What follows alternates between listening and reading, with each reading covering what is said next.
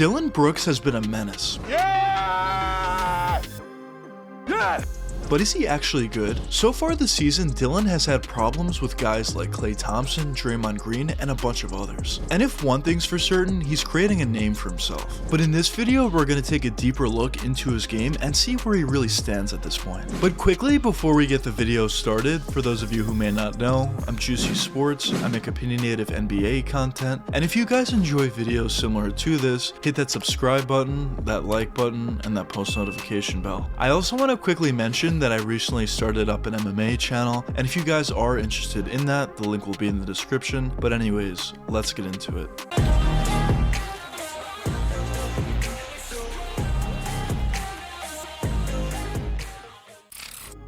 Dillon Brooks was drafted with the 45th overall selection during the 2017 NBA draft. And originally when Dillon was being drafted, people didn't necessarily see too much with him. They saw a guy who was pretty good defensively, they saw a guy who had the ability to shoot that 3-point jump shot, but at the time he was kind of just seen as a 3-and-D type guy, and he wasn't even the most polished in those areas either. But in his rookie season with the Grizzlies, he actually played pretty well in his rookie year. He averaged 11 points per game on 44% shooting from the field, 3.1 rebounds on 1.6 assists. And although those numbers don't necessarily jump out at you, it definitely was very impressive to see a guy play like that who was a second round pick. Now unfortunately the season following that, in 2018, he ended up getting injured and only played 18 games that season, but during the 2019 season is really where Dillon took his game to the next level. During that 2019 season, he averaged 16 points per game on 40% shooting from the field, 2.9 rebounds on 2.3 assists. And at that point, people were starting to become very impressed with Dillon Brooks' game, because in the past he definitely showed some flashes of what he could potentially be, but he wasn't necessarily anywhere near the level that he was playing during that 2019 season. During that season, Dillon was doing a really nice job at defending whatever player he was guarding very effectively. He was doing a really nice job at playing off-ball defense as well, getting in the passing lanes, getting those steals, and even offensively he was showing a lot more than just a 3-and-D kind of guy. Offensively, he still had a really nice ability to spread the court out,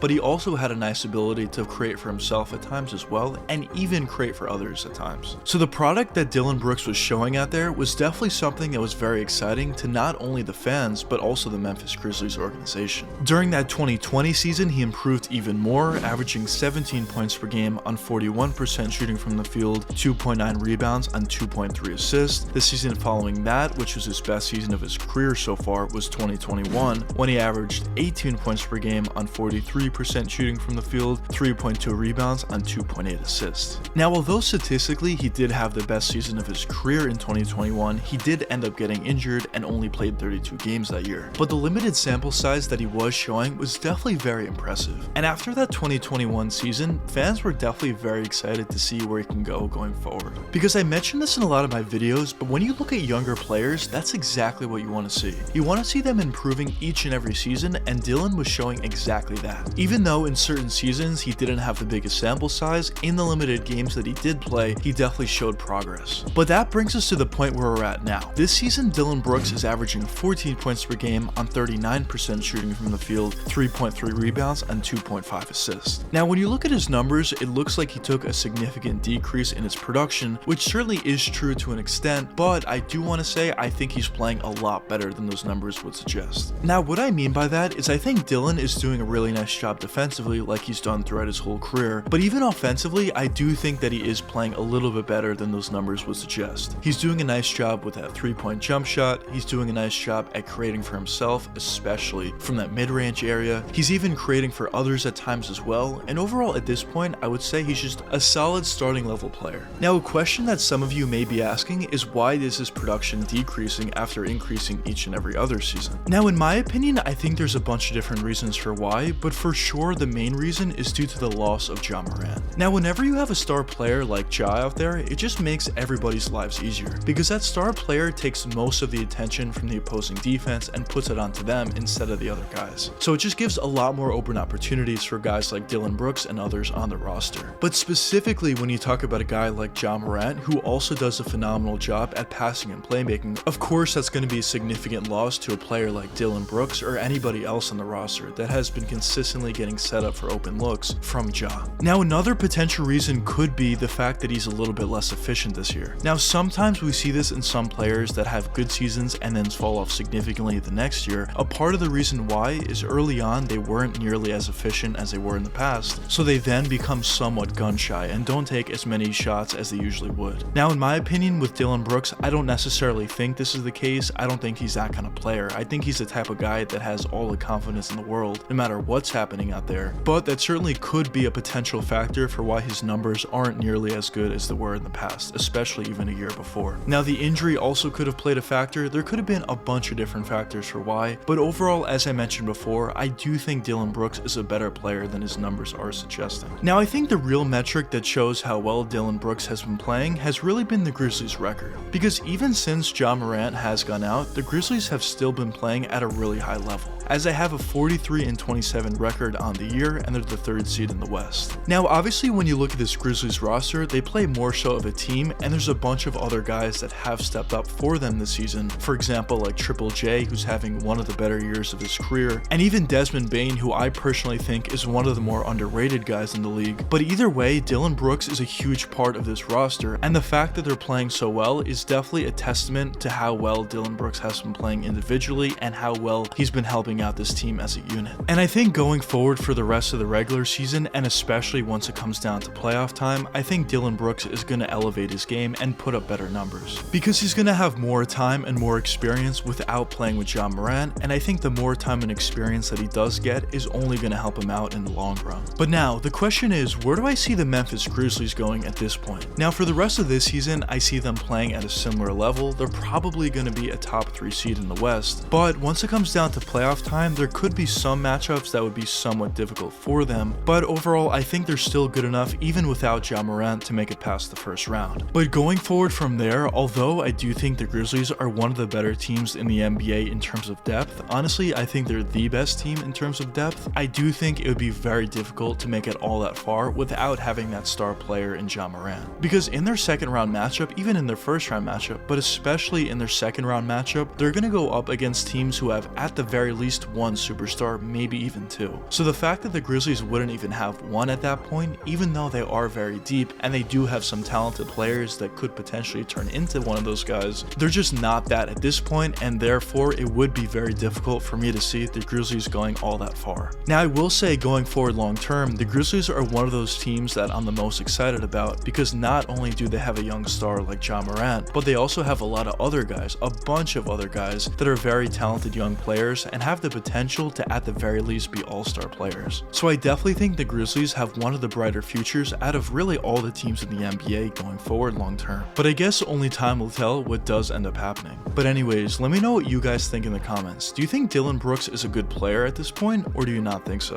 But anyways, I hope you guys enjoyed the video, and if you did enjoy it, check one of these 2 videos popping up now, and until the next time, peace out guys.